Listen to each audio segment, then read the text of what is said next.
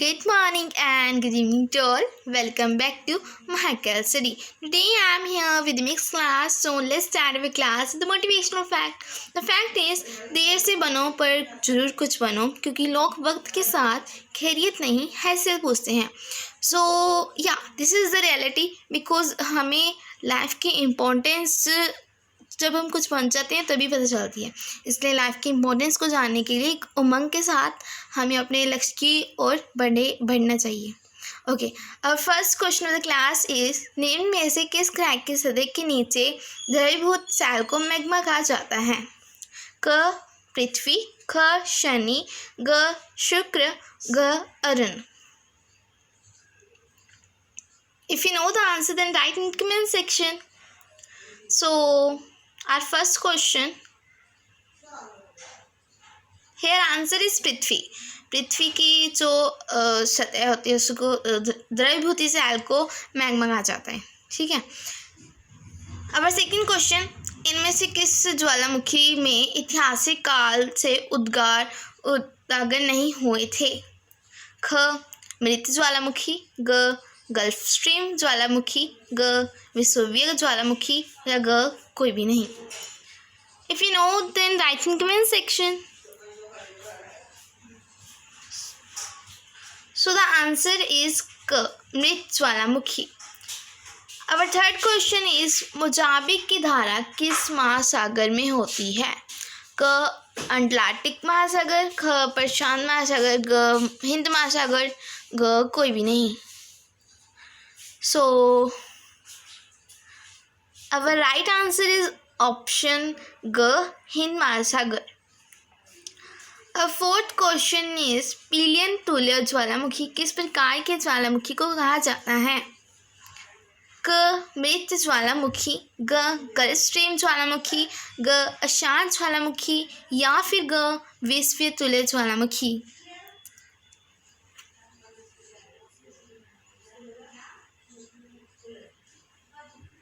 If you know, then write in comment section. इन सभी questions के answer करने के लिए आपको ये ज्वालामुखी वाला टॉपिक क्लियर होना चाहिए, तभी आप इनको आंसर करने के एबल हो गए. Okay, if you know, then write in comment section. So here the right answer is घ वेसुवियस तुल्य ज्वालामुखी.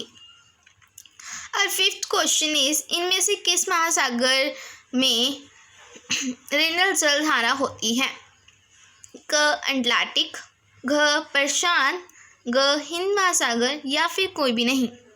If you know, then write in comment section.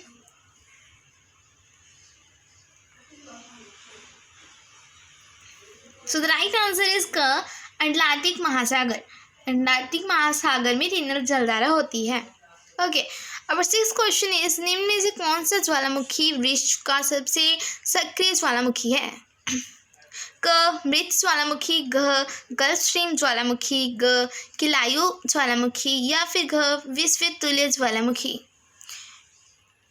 जल्दी से बता दो. If you know, then write in comment section. I am waiting. So here the right answer is option ग option 3 Kilauea ज्वालामुखी. Our seventh question of the class is इनमें से कौन सी जलधारा विश्व में सबसे तेज बहने वाली महासागरीय जलधारा है? ये सबको बताना चाहिए. क गल्फ स्ट्रीम, ख क्योरिशिबो, ग एल नीनो, या फिर इनमें से कोई नहीं. If you know, then write in comment section. So here the right answer is ग गल्फ स्ट्रीम जलधारा. अब एट्थ क्वेश्चन, निम्न में से किस देश में एल मिस्टी ज्वालामुखी है? क भारत, ख ऑस्ट्रेलिया, ग पेरू, या फिर घ युगांडा. अगर आपको पता है तो जल्दी से कमेंट बॉक्स में लिखते हैं. Here the right answer is ग Peru.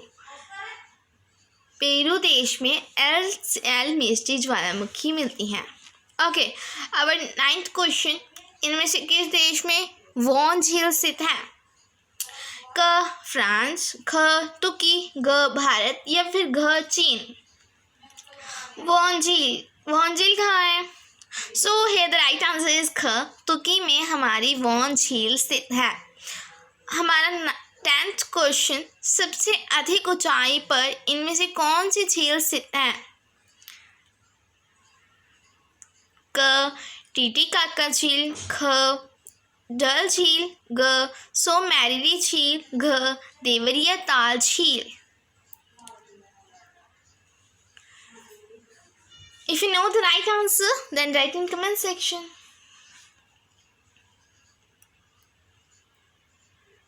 So here the right answer is option 4, Gh, Devariya Tal Jheel. I am very wondered to see the support of this guys. Like हम इतने videos डालते हैं but कोई support नहीं करता. Please share किया कीजिए क्लासेस को, सो दैट हम भी थोड़ा मोटिवेट हो सके एंड वीडियोस बनाए रहें. ओके, अब नेक्स्ट क्वेश्चन इज, भारत की भूमि के किस दिशा के सबसे आखिरी हिस्से को इंदिरा कोल कहते हैं? 1 पूर्व, 2 पश्चिम, 3 उत्तर या फिर 4 दक्षिण. अब राइट आंसर इज उत्तर. इंदिरा कोल जो कि काराकोरम पर्वतमाला की सियाचिन मुज़्ताग उप श्रेणी के इंदिरा कटक में कोल यानी पहाड़ी दर्रा है. इंदिरा कोल का नामकरण की खोज बुल्क वर्कमैन ने 1912 में की थी. ओके, अब सेकंड क्वेश्चन, नागालैंड, मणिपुर, मिजोरम और कौन सा राज्य भारत और चीन की सीमा को छूने वाला है? ए केरल, 2 पंजाब, 3 बिहार या फिर 4 अरुणाचल प्रदेश. सो हियर अरुणाचल प्रदेश जिसमें अरुणाचल प्रदेश शब्द का अर्थ उगते सूर्य का पर्वत है. अरुणाचल प्रदेश, नागालैंड, मणिपुर, मिजोरम भारत और चीन की सीमा को छूते हैं. इस राज्य को 20 फरवरी 1987 को पूर्ण राज्य का दर्जा दिया गया था. ओके, ये क्वेश्चंस जो शुरू हैं इनके साथ छोटे छोटे नोट्स भी दिए गए हैं, सो दैट जो नॉलेज है वो ज़्यादा मिले. This is so good. अब नेक्स्ट क्वेश्चन इज, निम्न में से किस गोला क्षेत्र में हम्बोल्ट जलधारा बहती है? ए पूर्वी, 2 पश्चिमी, 3 उत्तरी या फिर 4 दक्षिणी. सो द राइट आंसर इज दक्षिणी, क्योंकि हम्बोल्ट जलधारा जिसे पीरू धारा भी कहते हैं, ये धारा प्रशांत महासागर में बहने वाली एक ठंडे जल की महासागरीय धारा है जो कि दक्षिणी अमेरिका के पश्चिमी तट के सहारे दक्षिण से उत्तरी दिशा में प्रवाहित होती हैं, इसीलिए इसे हम्बोल्ट धारा कहते हैं. ओके, और फोर्थ क्वेश्चन इज, यूरोप का गर्म कंबल का इनमें से किस जलधारा को कहा जाता है? यूरोप का गर्म कंबल किसको कहा जाता है? ऑप्शन ए गल्फ स्ट्रीम, या फिर बी हम्बोल्ट, या फिर सी क्यूराइल, या फिर कोई भी नहीं. अब right answer is gulf stream. Gulf stream को यूरोप का गर्म कंबल कहा जाता है बिकॉज गल्फ स्ट्रीम की जलधारा अंत महासागर में प्रवाहित होने वाली गर्म पानी की एक प्रमुख महासागरीय जलधारा है जिसे यूरोप का गर्म कंबल भी कहते हैं. इस जलधारा में जल नीला एवं उष्ण हो जाता है. ओके, और फिफ्थ क्वेश्चन, पूरे भारत के कितने प्रतिशत क्षेत्रफल पर मैदानी विस्तार पाया जाता है? ये बहुत ईजी है. ओके, और फर्स्ट इज 20% या फिर 40 या फिर 44 या फिर 48. Here the right answer is 44. अगर हम रिसेंट देखें तो 44% है, बट पहले ये 46% था. अब अकॉर्डिंग टू न्यू मैग्नीट्यूड ये 44% हो गया. ओके, पूरे भारत में लगभग 44% क्षेत्रफल पर मैदानी विस्तार पाया जाता है. निम्न में से किस देश में ग्रेट स्लेव झील स्थित है? It's very easy. First Japan, 2 Bharat, 3 Africa या फिर Canada. Here is the answer. Canada में हमारी स्लेव झील पाई जाती है. ग्रेट स्लेव झील जो कि उत्तरी कनाडा की दूसरी सबसे बड़ी झील है, इसकी गहराई 614 मीटर है. ओके, मौसमी रूप से बहने वाली मीठे पानी की टोनल टोनले सैप नामक झील किस देश में स्थित है? नंबर 1 चीन, नंबर 2 भारत, नंबर 3 इंडोनेशिया या फिर Cambodia. Here the right answer is Cambodia because Tonle SAP झील कंबोडिया की मौसमी रूप से बहने वाली मीठे पानी की झील है जो 120 किलोमीटर लंबी टोनले सैप नदी है जो झील को मेकांग नदी से जोड़ती है।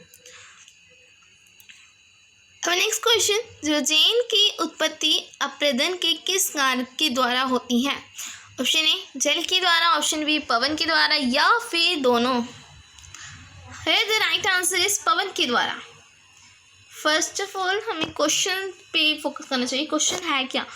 जोजेन की उत्पत्ति वो हमारी पवन के द्वारा होती है बिकॉज जोजेन जब मरुस्थली भागों में कठोर चट्टानों के ऊपर कोमल संरचना वाली चट्टानें क्षैतिज रूप में बिछी होती हैं तो तब कोमल चट्टानों को हवा शीघ्रता से काट देती है जिससे जोजेन की उत्पत्ति होती है। ओके, अब नेक्स्ट क्वेश्चन, निम्न में से किस देश के सबसे बड़ा द्वीप हैंथ द्वीप है? फर्स्ट चीन, सेकेंड ऑस्ट्रेलिया या फिर थर्ड अमेरिका या फिर Japan. Here the right answer is Japan. हैंथ द्वीप जापान का मुख्य द्वीप है, साथ ही देश के अधिकांश प्रमुख शहरों और सांस्कृतिक स्थलों का घर है। ये जापान का सबसे बड़ा द्वीप है। ओके, अब नेक्स्ट क्वेश्चन, पैरी और किस देश के बीच टिटिकाका झील स्थित है? ए अमेरिका, बी ऑस्ट्रेलिया या फिर चीन या फिर Bolivia. Here the right answer is Bolivia. Titicaca झील जो कि बोलिविया और पेरू के बीच स्थित है, ये झील लगभग 95 मील लंबी और 35 मील चौड़ी है तथा दक्षिण अमेरिका में सबसे बड़ी है। अब next question the class is निम्न में से कौन सा द्वीप जापान का सबसे छोटा द्वीप है? ऑप्शन ए क्याथू या फिर शिकोकू या फिर तानेगाशिमा या फिर Yonaguni. Here the right answer is Shikoku. Shikoku द्वीप जापान का चारों मुख्य द्वीपों में से सबसे छोटा द्वीप होने के साथ कम आबादी वाला भी है। आबादी मतलब पॉपुलेशन। ये 225 किलोमीटर लंबा है और इसकी चौड़ाई 150 किलोमीटर है। ओके, सबको समझ आ गया होगा। अब नेक्स्ट क्वेश्चन, सबसे लंबी समुद्र तटीय रेखा निम्न में से किस राज्य के साथ है? ये वेरी इजी है, हमको सबको पता है। जब हम मैप देखते हैं तो कौन सा राज्य है जो समुद्र के साथ लगा होता है ज़्यादा? ए महाराष्ट्र, बी उड़ीसा या फिर केरल या फिर Gujarat. Here the right answer is Gujarat. निम्न कालों में भूगर्भीय समय पैमाने पर मध्यजीवी युग में से कौन नहीं है? क ट्रायसिक, ख जुरासिक, ग चाकमिया या फिर कार्बनी। Here the right answer is कार्बनी। कार्बनी जो है वो भूगर्भीय समय पैमाने पर नहीं है। ओके, जब पृथ्वी सूर्य नेक्स्ट क्वेश्चन, जब पृथ्वी सूर्य से सबसे दूर होती है तो उस स्थिति को किस नाम से जाना जाता है? क उपसौर या फिर बसंत विश्व या फिर अपसौर या फिर शरत्काल विश्व। इसको अपसौर कहा जाता है। ओके, अब नेक्स्ट क्वेश्चन इज पवन अपघर्षण द्वारा पॉलिश रेत विस्फोटित और सांचे में ढला कंकड़ किसके रूप में जाना जाता है? क त्रिकोणक, ख त्रिकोणिका या फिर ग इंसलेबर्ग या फिर टीबा। इसको त्रिकोणक शेप में पाया जाता है। ओके, देश का राष्ट्रीय सर्वेक्षण और मानचित्र संगठन किस विभाग में अंतर्गत किया जाता है? क अंतरिक्ष, ख विज्ञान और तकनीक, ग संस्कृत या फिर घ पर्यटन। Here the right answer is विज्ञान और तकनीक। अब नेक्स्ट क्वेश्चन, हवाओं का मौसमी परिवर्तन किसकी सामान्य विशेषता है? क केवल भूमध्य जलवायु, घ प्रोक्त सभी या फिर केवल मानसून जलवायु या फिर केवल ये दोबारा हो गया ना भूमध्य रेखीय जलवायु, नहीं वो अलग है, भूमध्य सागरीय जलवायु या फिर भूमध्य रेखीय जलवायु। Here the right answer is केवल मानसून जलवायु। ओके, अब नेक्स्ट क्वेश्चन इज डायनासोर पृथ्वी के भूगर्भीय इतिहास में किस युग में अपने सबसे बड़े आकार तक पहुंचे? क ट्रायोसिक या फिर घ जुरासिक या फिर क्रीटेशियस या फिर पाम्ब्रियन। है the right answer is Jurassic. Dinosaur अब नहीं है, बट अब डायनासोर फ्रूट नहीं आया या। अब नेक्स्ट क्वेश्चन इज कौन सी चट्टानों में खनिज तल या परतों में होते हैं? क कायात्रित या फिर क आग्नेय और कांतरित या फिर आग्नेय या फिर अवसादी। Here the right answer is अवसादी। नेक्स्ट क्वेश्चन, क्यों कपास की खेती के लिए काली मिट्टी आदर्श है? क्योंकि ये काली होती है, क्योंकि ये पठार क्षेत्रों में पाई जाती है, क्योंकि ये लावा से बनी होती है, या फिर क्योंकि ये नमी के बरकरार रख सकती है। Here the right answer is क्योंकि ये नमी को बरकरार रख सकती है। आपने देखा होगा कि कपास की जो खेती होती है, मतलब कॉटन की जो खेती होती है, वो महाराष्ट्र में ज़्यादा होती है, मतलब महाराष्ट्र वाली साइड, क्योंकि वहाँ पानी की कमी है, सो दैट ये नमी को बरकरार रख सकती है, इसलिए वो काली मिट्टी में ही पाई जाती है। Okay, here the end of this class. If you like this class, please like and share also. I will meet you in the next class. Bye bye. Take care. Revision करते रहो.